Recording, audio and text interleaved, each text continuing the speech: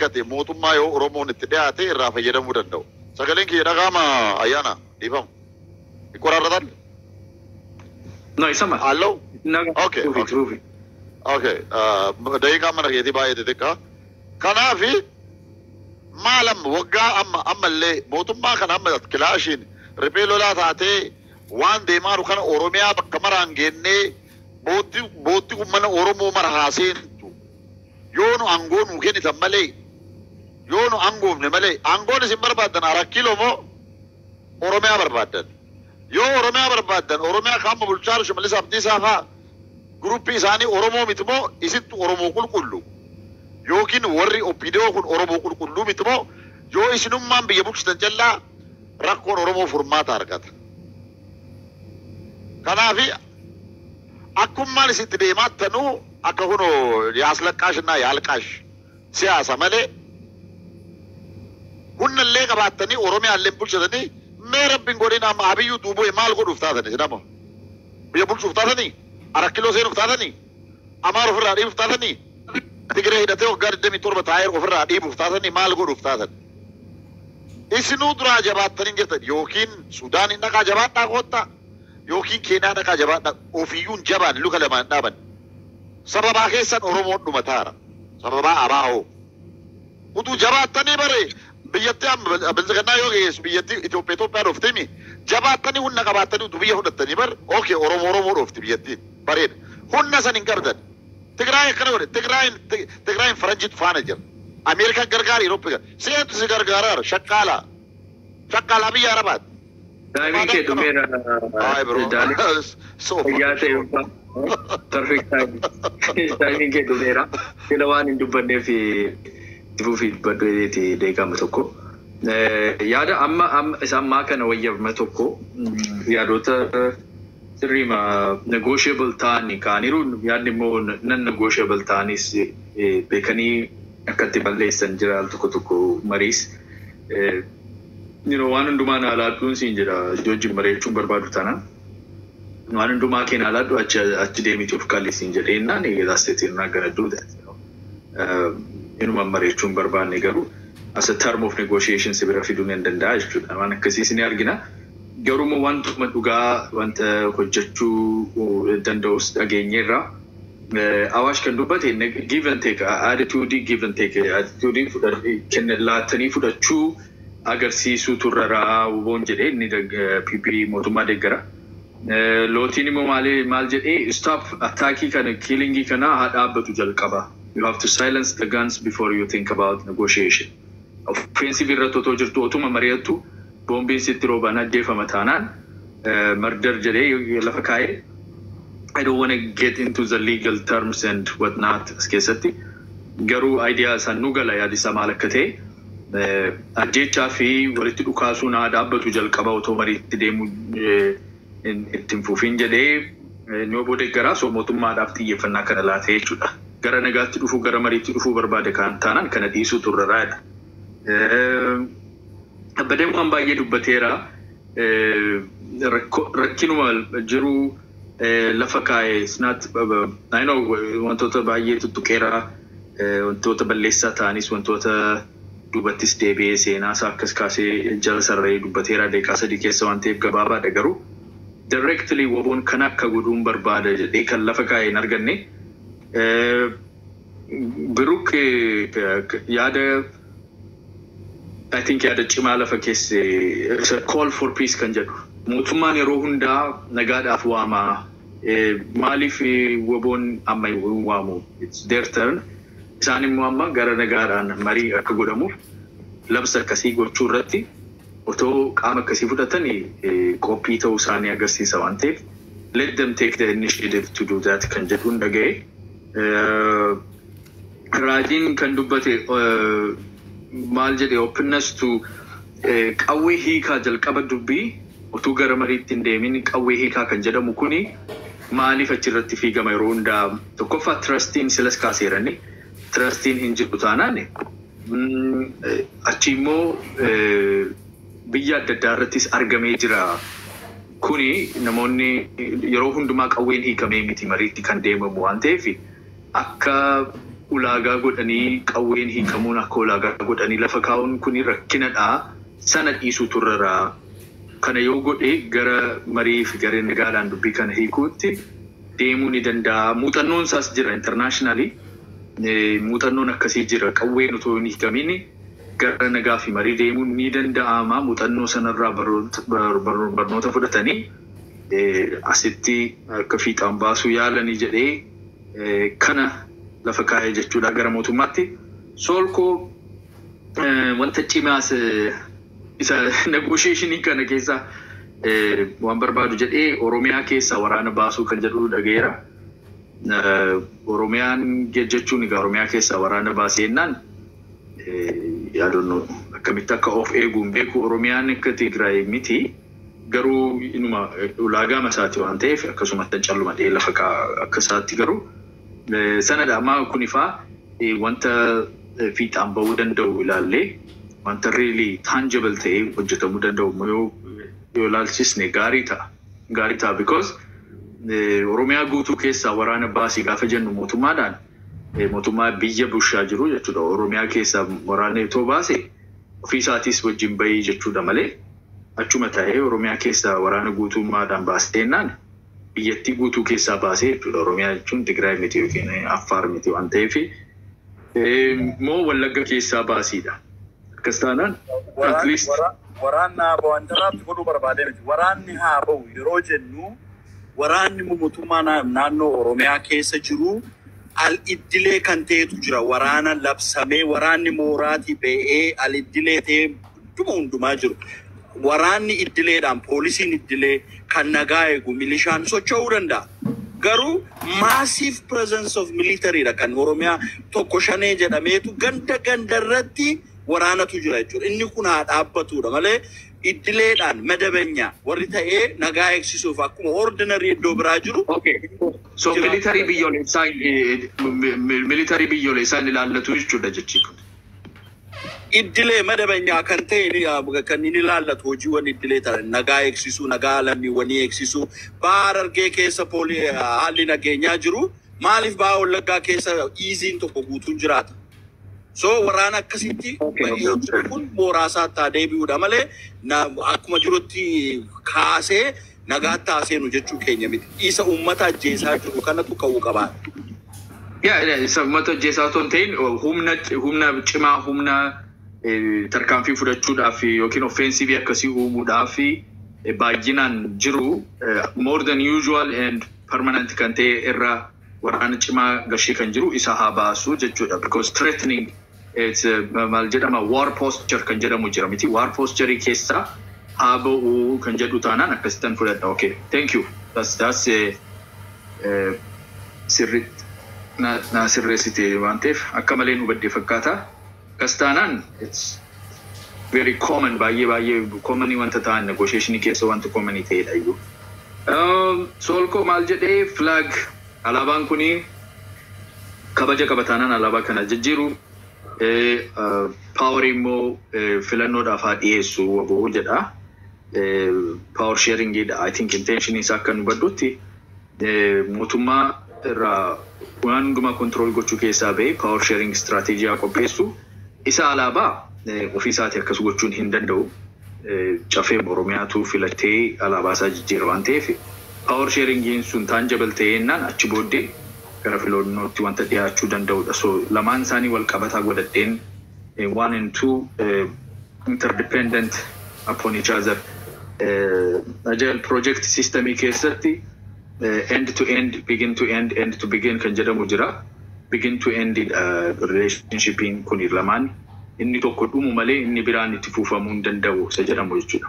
So tartiiba akkasiitiin qabadheera kan eekee kan daalachamoo maal jedhee wanti kun hundumtuu hubannoodhaan yoo itti deemame mootummaan biyyoolessaa Abiyyiin kan hoogganamu biyya guutuu Bushaaraa Tigraay irraas Amaara irraas kan deebi'aa hin jirre namoota isarratti ka'e kan adabuudha.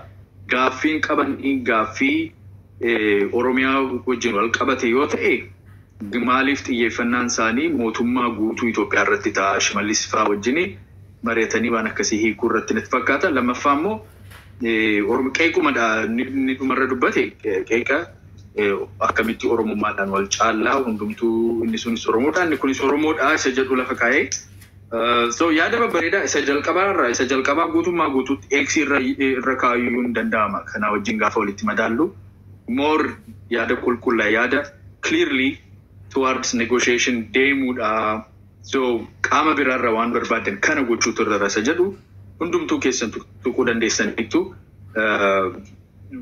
more or less so kasitan hubadhee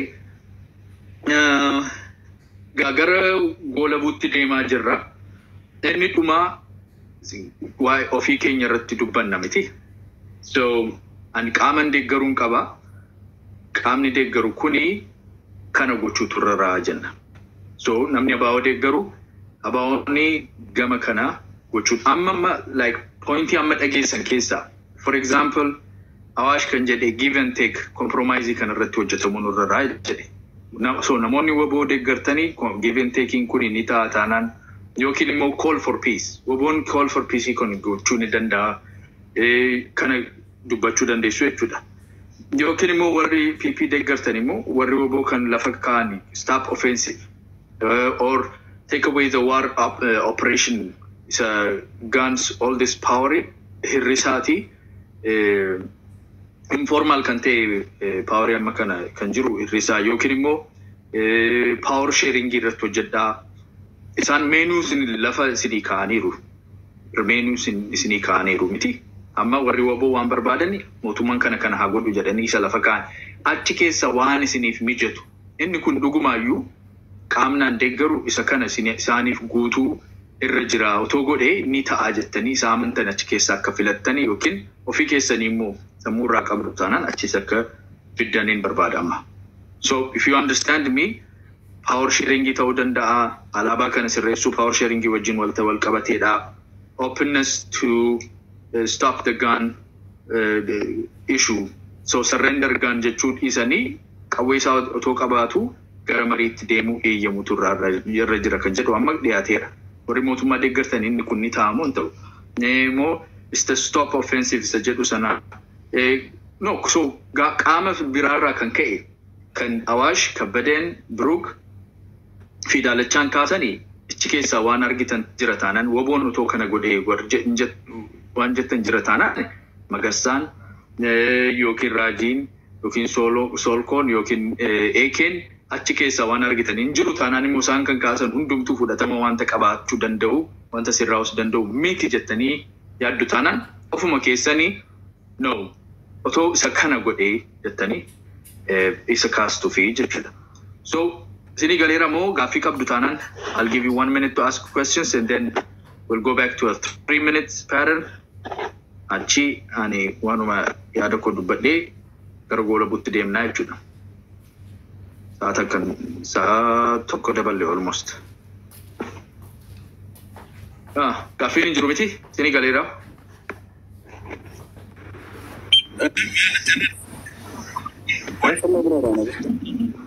maal jettee eenyu dubbachaa taadde waboo waan deeggartuuf yaada Brook kaasee yaada Kabbadeen kaasee yookiin yaada Awaash kaasee yaadoota gamni sun kaaseerraa otoo waboon godhe jedhanii kan kaasan keessaa fudhatama kan qabu argiteennaan isarratti xiyyeeffate hin jiru taanaan immoo hin jiru garuu otoo kana godhe jettee dubbatta guutummaa guutuutti fookasiin kee garuu waboon maal otoo godhe gara nagaatti nu deemsisa jedhu qaama deeggartuu irratti dubbattaa jechuudha isaanis kanuma kana godhu waan isin kaastan keessaa filatu isa kanaas inni Raajiin jedhe kuni amma qawwee wajjin gara mariitti deemamu rakkisaan itti fakkaatu jedhanii isarratti PP'n akka fooyyee akka xinnoo socho'u akka hojjetu yaada isaanii jechuudha otoo PP'n kana godhe I think there will be improvement kan jedhan jira taanaan no kan Raajiinis kaasee Solkoonis kan kaasee Eekeenis kan kaasee Magarsaanis kan kaasee naan ta'u an kan barbaadu otoo PP'n wanta kana sirreessee wanta kana fooyyeessee gara nagaaf mariitti deemuudhaaf nuyi malaa nu wayyaa jedhanii isa yaada isaanii akkas kaa'u the only caveat between gaafa jalqabaa sagooneef amma kan goonu difference isaa inni yaada gama sanan irraa ka'een fudhachuudhaaf opportunities ni ilaadhaa jechuudha So akkuma qeeqaati qeeqa gama sanaan ka'e fudhattanii okay kun utoo fooyyee jettanii sarratti dubbatu. Hin dhabdani taanaan qeeqni gama sanaa ka'e hundumtuu yookiin yaadi gama sanaa aggaamame hundumtuu waan fudhatama hin qabne yoo jettani ofii keessanii jijjiirama qaamni keessan gochuun irra jiru ofii keessanii oomishtanii as keessu jechuudha. Daqiiqaa sadiin isin ilaadhaa irratti gabaabsitanii beekeen gabaabsa by the way. Tokkoffaa as buluun barbaadu lammaffaa immoo gaafa time constraint hin jiru namni management of idea and words jala deemuun sirrii miti. Oromoon saba guddaa yoo sochoofattan si faana hiriiruu danda'a ajandaa noo boccanii tooraaf tooftaa Oromoo wajjiniitiin fedhii wajjiniin deemuu hayyeroon simatee wajjiniin otoo deemtanii maxxana eenyuyyuu hin barbaadu. Kaleessa 83 baannee finneerraa eeggaa achi galtee gannoo dhiitte ammas waggaa lamaan darbes TPLF qabsoo qeerrootiin ari'amte as deebisuuf qabsoo isin gootan sun sona miti. Sona qabeessa natti hin fakkaatu. Kanaaf karaa biraa aadaa boo'ichaa kana otoo dhiisne bareeda. Waan nun baasne kana haa dhiisnu. Hamma dandeenye Oromoo saayikooloojii polotikaa Oromoo kana ijaaruu qabna. Politiksii saayikooloojii victim ideoloojii tu victireessa ideoloojiitti ceesisuu qabna. Yeroo hundumaa cabdee boosse maal jechuun kun Oromoo waan fayyadus miti. Saba mu'amaa saba uf tuffataa uf jibbaa uumuu ta'a malee dhugumaaf taanaan akka dhaabaattis sin hin ceesisu akka Oromoottis waan nu fayyadu miti jedhee yaada. Kanaaf naareeshiniin diina Oromoo daneessuun kun haa dhaabbatu jechuun barbaada. Kan waliin haasaa jirru hundumtuuf vaalii Oromoof waan ta'eef fedhii dhuunfaa hin qabnu. Dubbii keessatti kanan dogoggoreef dhiifama. Ayyaana narra laaleen gaasila gaafa jaallan kubajalaa waan kakka irratti deddeebisananii toopikii makee irratti hin cichee wantoonni kaate lamaan kun naaf hin liqinfamtu haa ta'e ishee irratti waa jedheen kabiraa dubbadha. Wanti PP maalni kun faannoo fi Tigree jala deemtan jedhu kun barre Abiyyitu Geetaachoo Raddaa fa'aa hammatee ta'a malee marroo yookiin Daawud yookiin Mararaa dhaqee mara hammatu ittiin jiru. Kanaaf dhayyuuti fira dhiyootti dhiistanii alagaan hammatiin naannee isinitti himutti jira. Nu jala na deemnu. Qabsoon Oromoo orbidu deessaa kanaaf qawwee isaatti cichee waraanni bilisummaa Oromoo. Daawud faas dantaa Oromoo dabarsinee hin kenninu jedhanii kagatii baasuu jiranii irbu deessummaa isaaniiti. So jala deemtuu miti qabsoon keenya jechuun barbaada. Isa kana sirriitti wal hubachuutu nama feesisa. Boo'icha kan jedhu maal boonyatti boonna malee marroon birgeediin ijaaraa Daawud ikkuufti godheera qorqalbiitiin Oromoo hin boonyu nuni itti boonutti jirra. Oromoon levelii qabsoon isaan deebinee irra geera. Hin boonyu nuni annaa laksinu. Kabiraa ani waraana bilisummaa Oromoos adda bilisummaa Oromoos baay'ee waan angorsuun qabu. Caasaan istiraakcharii qabaa manifeestoo qabu lafa jira. Waan tokkitti tokkoon dubbadha akka deeggaraatti. Wanti Oromiyaa lixaa keessatti ta'aa jiru wanti amma shaggara Salaale keessatti bakka garaagaraatti ta'aa jiru mootummaa qofaatu hin taane ijoolleen keenyallee lafa bilisaan to'atanii jiran keessatti kooriidarii humaanitaariyaanii uummataaf banuun dirqama isaaniiti. Kana hubachuu qabu.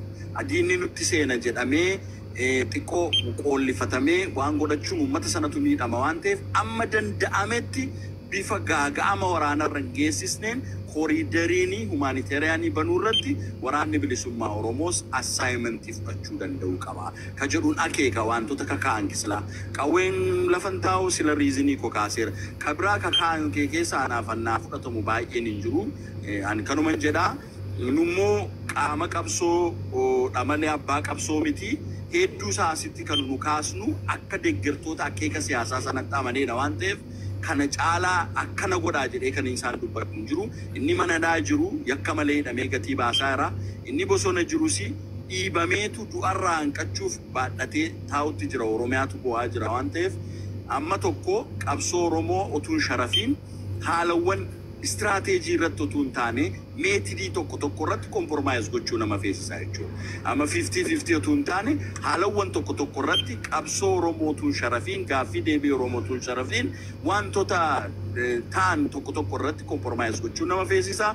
Collective responsibility qabna mootummaa wajjin uummata keenyaaf humanitaariyaanii qaqqabsiisuu irratti immoo qabraa kan caasaa maqaa obootiin PP'nis ijaaree qabu maqaa obootiinis biyya alaa kanatti ofumaatu bakka bu'iin asiifachi fiigu kun hidhatee arraba isaa qabate dubbatee dhiiga ijoollee keenyaa dhiiga saree fakkeessuun qabu waan dubbatu hin beeku. Hattanii dorgomtan eenyu wajjin akkasin dorgomtan hin beeknu injifanne jettanii nagaan barbaaddan jechaadha. Asirraatii jalqaba. Mootummaa Oromooti jettanii Sibaat Naggaa kan waraana hoogganaa ture fuutanii gadhiistanii addunyaarra Ameerikaarra naannaa mana hidhaa keessaa gadi baastanii Abdii Raggaasaa nama nagaa jaallatu mana isaatii hidhattanii fuutaniitu agarraa waggaa 3 mana hidhaa keessatti ukkaamsitanii mana hidhaa keessatti Abdii Raggaasaa duwwaa miti fakkeenyaaf hankaasi. Kumaatamaan Oromoo 50,000 70,000tu mana hidhaa jira yeroo amma dubbannu kanatti. Inni kan biraan waraana Oromiyaa keessaa hin baasnuttumaayyuu hin daballaa jedhe amma boleessina fuuldura dubbatu jechaadha. Waraana keessan dabalaa waggaa 5 waraanaa jirtan jijjiirama tokko hin finne jechaadha. Waraana keessan dabalaa garuu uummata nagaan ajjeesina. Waraana bilisummaa Oromootti itti bobba'aatii waraana bilisummaa Oromootti dhukaasa booji'aa qabaa yoo dandeessan.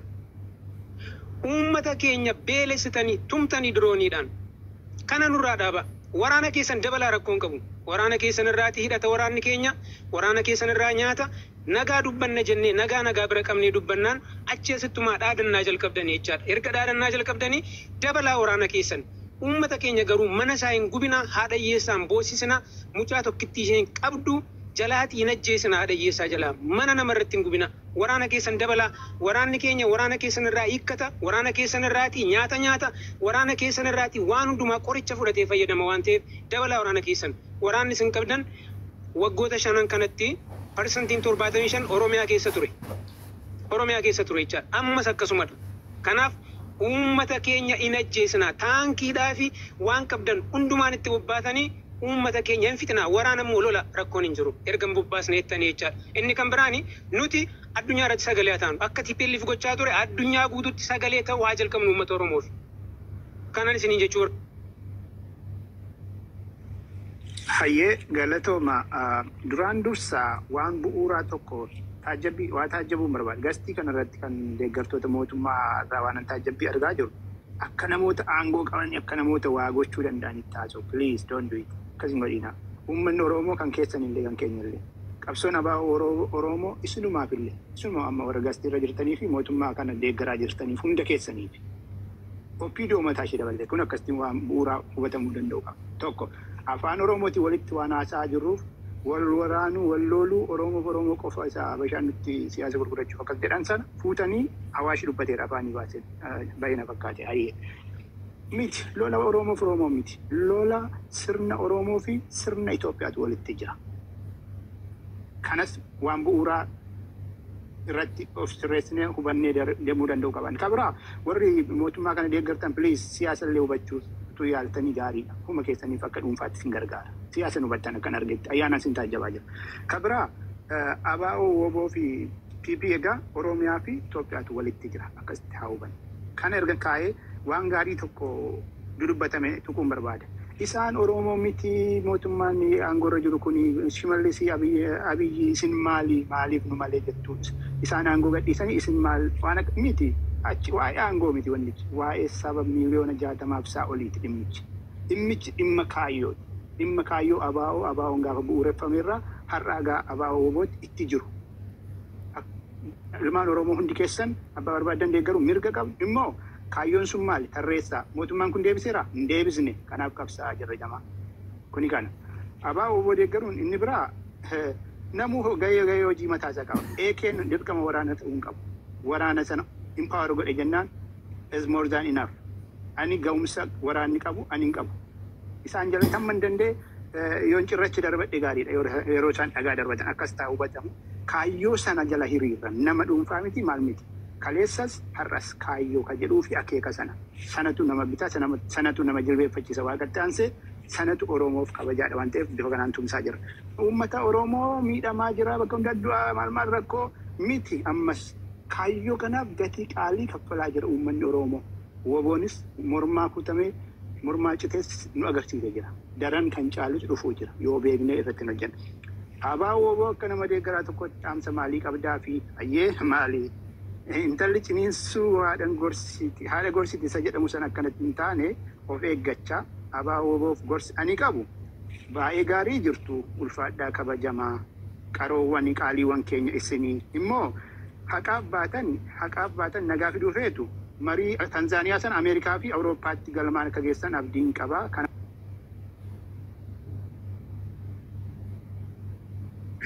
Galatoma. Ani jechuun ati dhumarratti dhuftee waan ta'eef marii keessatti mootummaa deeggartaa tolu.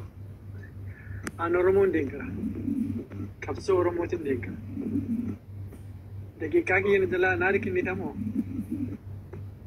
Maal jettee? No. Ofii keetii yaada kee.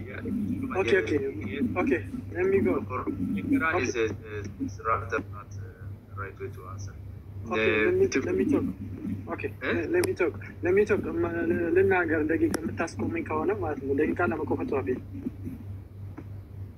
ኦኬ አንድ ወንድን ጀቹ በርባዱ ሞቱማዳ ጨፌ ኦሮሚያ ረቲ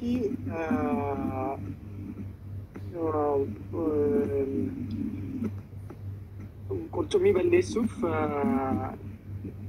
bishaan gogsuudha kana jecha jedhurratti hundaa'ee lafa wanta jira uummanni nagaa jumlaadhaan hidhamaa jumlaadhaan immoo ajjeefamaa mana hidhaatiin illee baafamee ajjeefamaa manni irratti gubachaa jira hidhattoota mootummaatiin kuni dhaabbachuudha qabaan jedhaan tokko kan lammataa karaa waboo immoo waboon wanti lafa irratti hojjetu dhiibbaan inni mootummaa irratti gochaa jiru akka saffisu tokkoffaa caasaa diriirfachuu qaba biyya alaa keessatti hojii dippiloomaasii kan hojjetu caasaan diriirfamuu qaba caasaan propaagandaa sirriitti diriirfamuu qaba wanti lafarratti mootummaan dogoggorri uummata nagaa irratti hojjetamu gadi bahee mul'achuudha qaba soosaat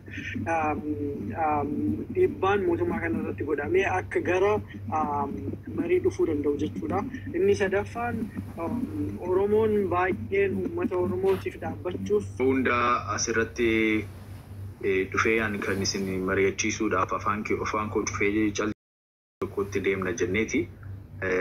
PP fi abaaboo gorsaa namni isin jedhees hin jiru. Gaafadhu gaafichi calluma dee an afaan koo ho'ifachuuf otoo hin ta'in gaafichi direction laachuudhaa fi methodically waan hojjechaa jiru hin beeka. Gaaffii sirriitti dhaggeeffachuu irratti otoo hojjenne yeroo hundaafuu gaariidha jedheen yaada. Gaafichi gorsaa otoo hin ta'in yaada dhiyeessaadha. Yaadi utuu kun ta'ee yaadi kun ni gargaara gara nagaaf mariitti dhufuu fi malee immoo abaa'os yookiin PPs gorsaa miti. Qaamni deeggaru utoo kana godhee gama kana nu geessaa jedhaati dhiyeessaan jedhee malee eenyudha isin kan abaa'oo gorsitanii waboo gorsitanii kan PP gorsitanii akkas miti miidiyaarra jirra waan ta'eef isa gorsaa hin jenne yaada keessan dhiyeessaan jedhee yaada keessan dhiyeessitanii achi yaaddi keenya bilchaataa gaafatee uummatnis jala deemaa namni dhaggeeffatu hooggannis akkas godha malee gorsa ergaa namni jedhee hin jiru bakka biraa irratti wanta haasa'ame immoo as keessatti akkam fidnee xinnoo of eeggannus jechuun barbaada. Awaashi yaada lafa keessee turte yaada riilii bilchaataadha yaada ani gaafadhe wajjin wanta deemudha. Innis mootummaan xinnoo komproomaayis gochuu ni danda'a jettee kan yaadde. Waraana kana baasuu irratti isaan bakka sana eegsisuu ni danda'u taanaan nagaa tasgabbiidhaan bulchuu ni danda'u taanaan waraanni akkas ba'uu irratti yaada raajiin kaasee natti fakkaata yaada sana irratti wanta hojjechuu danda'amudha jettee kan dhiyeessite baay'een jaalladhe baay'eetu natti tole. This is what we call compromise. Achi magarsaan directly Tony masaa jalan jirtee jecha dhiifamu wajjini kan hin jedhe akka